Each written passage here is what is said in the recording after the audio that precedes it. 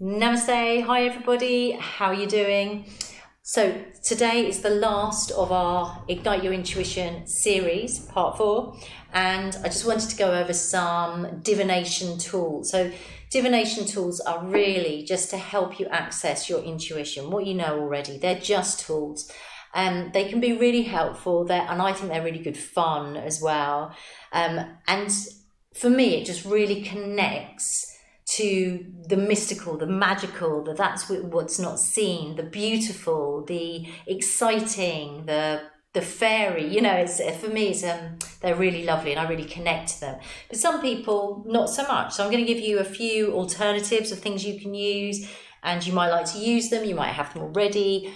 Might give you a different way of using them. But yeah, so let's start.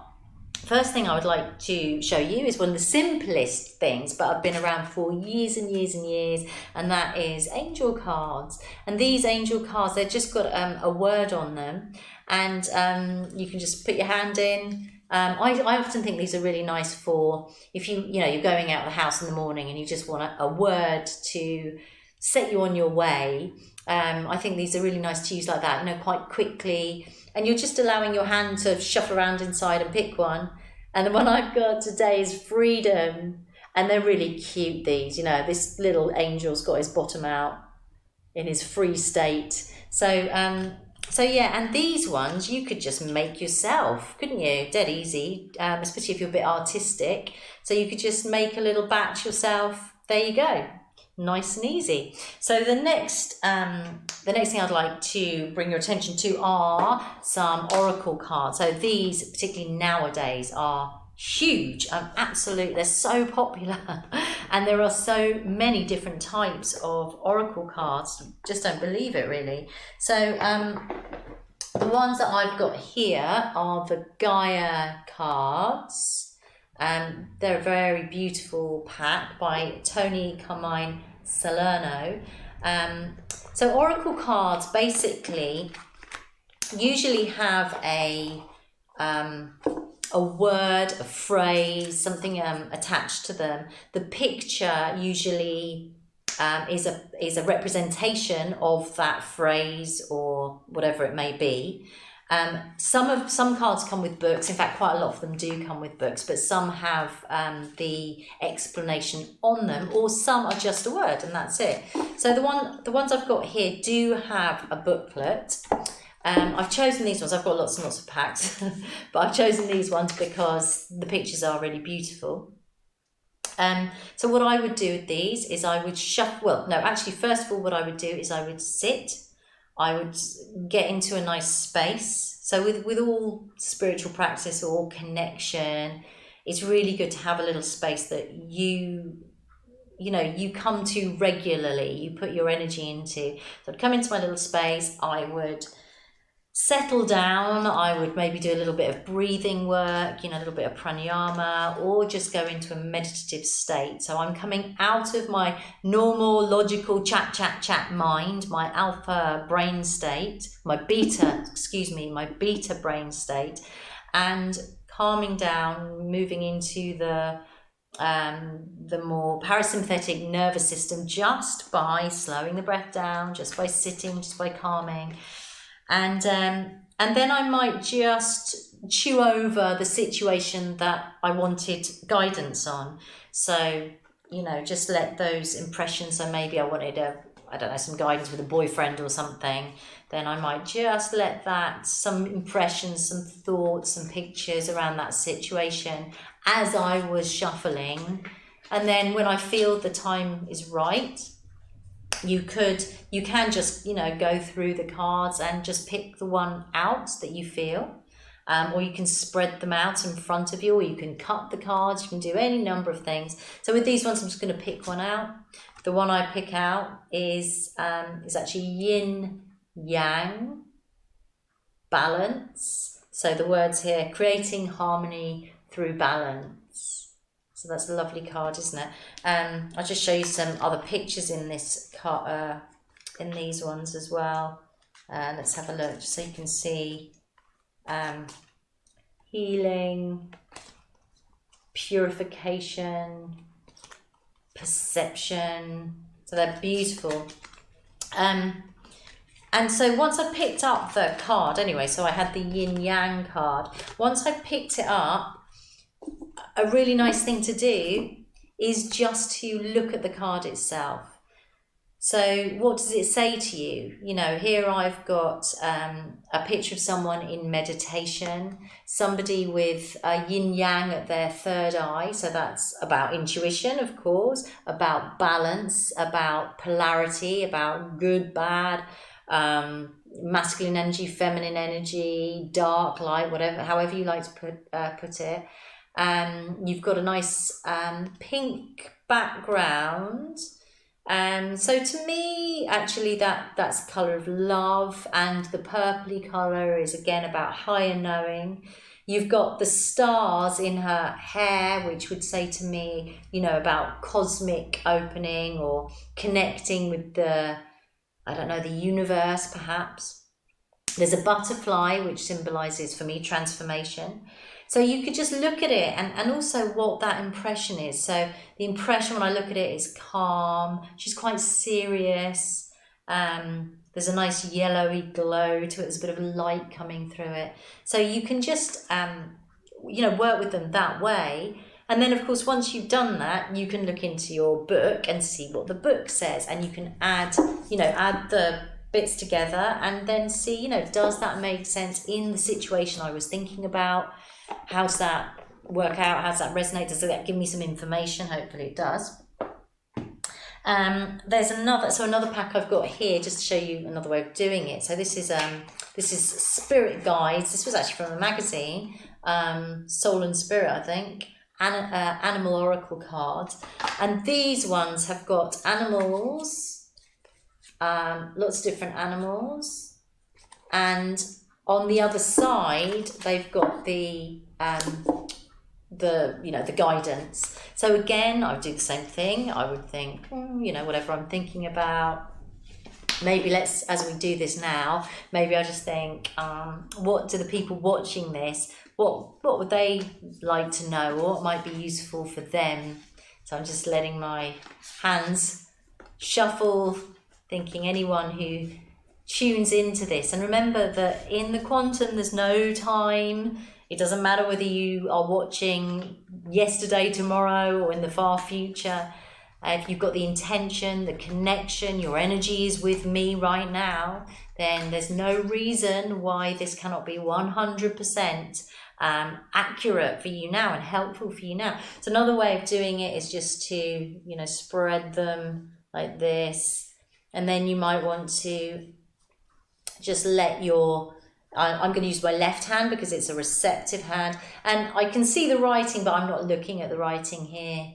And I'm just going to let my hand take one for us. Oh, there it is. And we've got horse. And the horse says passion. So again, you could do the same thing. Just look at it. What does horse mean to me? What do these colours mean to me? It's quite moody. It's very atmospheric. This horse isn't galloping. He's just walking through. And it says, but I'll read you what it says. You might be interested. You get a glimpse of the true essence of your freedom in your life with the horse spirit at your side. You are strong and can carry on over the roughest roads and toughest obstacles. You have the drive, passion, and energy not to give up. Awesome. So that's another way of pulling a card there. And then we've got the more traditional cards. So I've got a tarot deck here. So this pack is the Waite tarot deck. It's a very traditional and very good for learning tarot on. Tarot is a much more in-depth system, and it does take a little bit of getting used to, and you have to do a little bit of work. You can work 100% intuitively with them, of course you can. I've been doing tarot cards, or I've had a relationship with tarot cards for about 30 years now, and I've only really just started doing readings. I've always done readings for other people, but in a more kind of professional sense, I suppose. I've only just started doing that recently. Yeah, because I don't know. For me, these were a very personal tool, and but I've got to say that over the years they have always pulled out the situation. It's like the stuff that you may not have been consciously aware of. Tarot cards have an amazing way of pulling it out, and often they pull out cards that, yeah, you would not have thought of. And then when you, and often at the time you think, I'm not sure about that. When you think about it, you think, oh my God, that's absolutely right. So with the tarot cards, same thing. I would be thinking about my situation, what I wanted to ask it. Then the way I do it is I then split it, oh gosh, look at that, 3 ways. And then I put it into a pack. There are lots of different ways of doing tarot spreads. You could do very simple ones like past, present, future, and then you can do things like the Celtic cross, which is a cross basically, and then there are some down the side, and then anyway there's a myriad. You can look it up, a myriad different ways. So in tarot you have, for instance, the major arcana, of which the world is one. There's 22 cards in that, and then there's the minor arcana, which are split into suits like normal playing deck, and they tend to give, so the major arcana tend to give it's like a journey that we go on our lives from birth to death, and we have certain situations in our lives that we pretty much all have to deal with: relationships, losses, kind of legal stuff, marriage, sometimes divorce, suddenly things happening out of the blue. So they're archetypes really. And then the minor arcana, which the rest of the cards split into these 4 suits, tend to give us the detail. Anyway, if you're interested, there are so many fantastic teachers out there, and all of this is so much more accessible now. You can get them online, you can do loads of stuff online with it. And as I say, for me, tarot cards have been a real lovely, old and trustworthy friend. So I really enjoy the tarot. So that's a more traditional deck, but also you can get these lovely modern decks, which are a bit more gentle sometimes in their pictorial depiction. So this is called the Good Tarot, and they use slightly different terms. So this one says fire instead of wands, for instance. So you can see these pictures, they're very nice indeed. So yeah, and again, choosing these kind of things is, what is your taste? What do you tune into? What resonates with you? It used to be said with tarot cards that you should be given them. That's up to you. I don't, depends how you feel about those kind of superstition type things. I've been given them, and I've bought them. You develop a relationship over time. So the next thing I would like to look at, is runes. So runes, and I've played with runes again for a while, but I don't use them that often. I'm beginning to use them more again. So runes, you can have them in a little bag, you can shake the bag, you can put your hands in it. So again, I would be sort of contemplating what I wanted guidance on, taking them out. So runes have symbols on them. So these ones are wooden ones, but equally you can get glass ones, stone ones, and again I would look at the symbol. What does that symbol say to me? What does my intuition tell me about that symbol? Symbols are really powerful, and then you can look it up in the book. And see what offer that has to offer. Okay, so next is crystals. So I've just got a little bag here. Same about all of these things we've been talking about is we've been doing it, blindly, as in just picking them out, allowing our body to pick it out.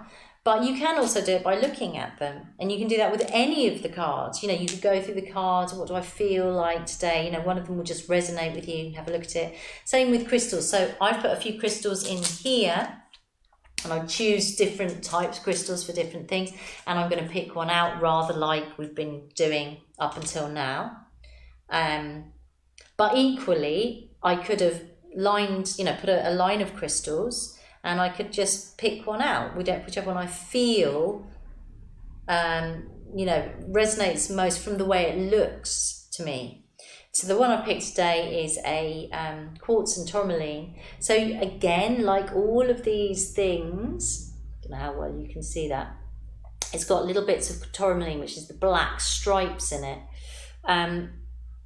So like all of these things, you could look at it and just sort of say, well, what do these black stripes mean to me? I mean, they're stripes, they're black, there's quite a few of them. Is this about, like an arrow, like a direction? Is this about polarity because it's the dark on the light? The quartz actually isn't, although it is a clear quartz, it's not that clear. So it's sort of got a misty look. So, could that be a sort of confusion? Could that say confusion to me? Could it be like a busy mind? Have I got a busy mind at the moment? Do I need some direction? So you could do, you can look at it like that. You can feel it. Is it hard? Is it soft? What sort of texture is it? Is it warm? Is it cold? So you could get the information that way, and then you could place it in your hand, and you could close your eyes, and you could just meditate with it. What are you looking for? How does your body feel?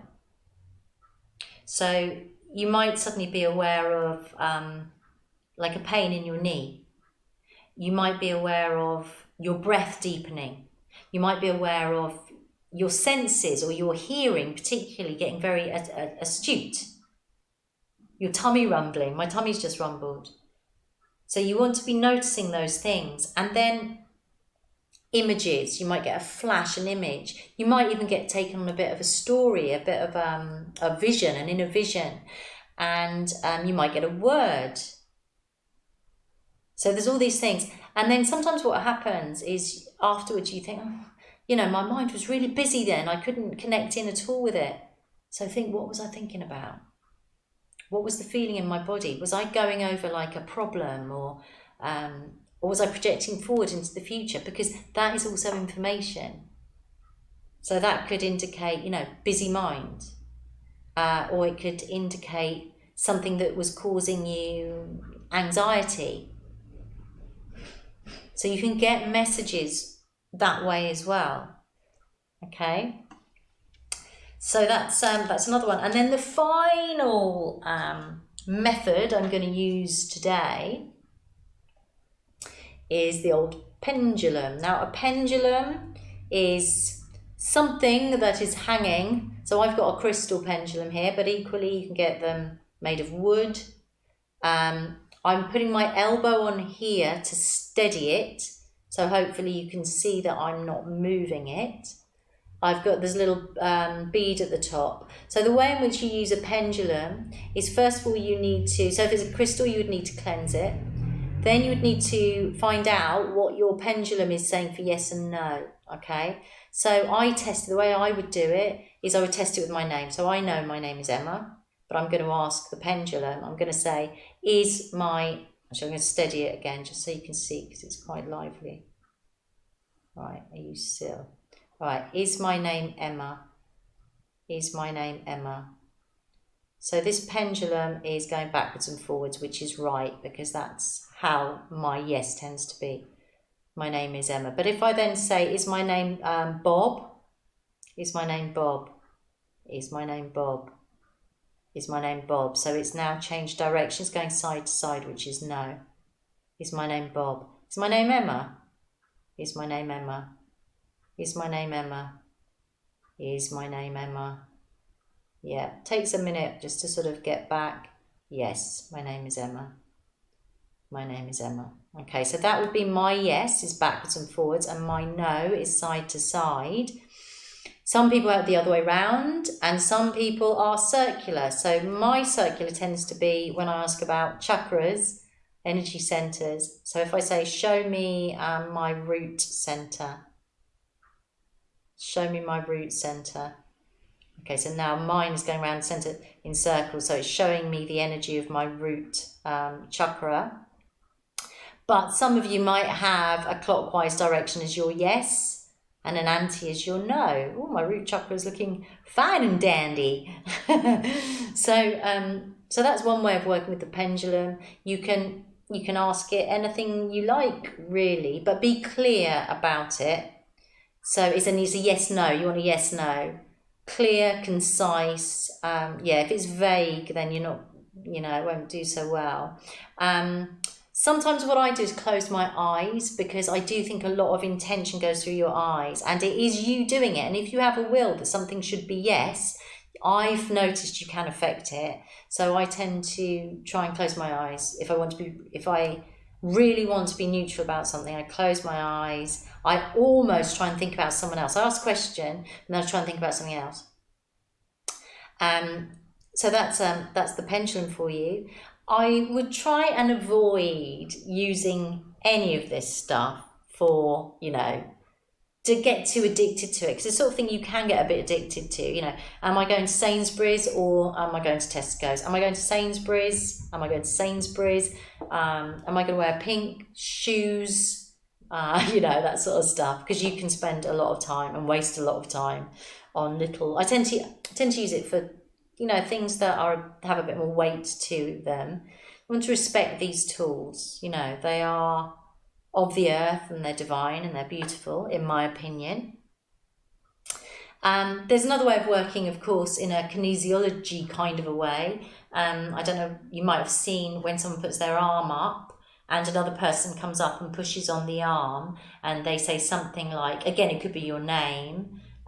Is your name Emma? And they find it hard to put the arm down because, yes, my name's Emma. But then if they were doing, is my name Tom, it would go down. So this is your body's affirmation. The way you can do it on yourself is you can do a little loop like this. And then with your other finger, you put it in the loop and you can say, is my name Emma? Oh, it said no. Is my name Emma? Yeah. Or is my name Bob? No. Okay. So you can play around with it like that if you want to. Of course, if you want to, if you are thinking this is a load of old rot, then it will be simple. Really, it will be. If you're doing this going, nah, deep belief is this is not going to work, and I've seen it loads. People, it just doesn't move on. But equally, I've seen it just fly with people. So depends where your mind is. So I think that is it for our little divination tour. Of course, there are loads of other things you can divine with. There's like water rods, those rods you hold, you can divine for water. There's crystal ball, there's tea leaves, all of that sort of stuff. But those are the ones that I tend to use or have used over the years. I find them helpful. And as I say, they're kind of fun too. So I hope that has been helpful. And so I hope you've enjoyed this series. If you've watched all 4 videos, thank you very much. Please do subscribe if you're enjoying this work. And leave any comments, share. Okay, so namaste.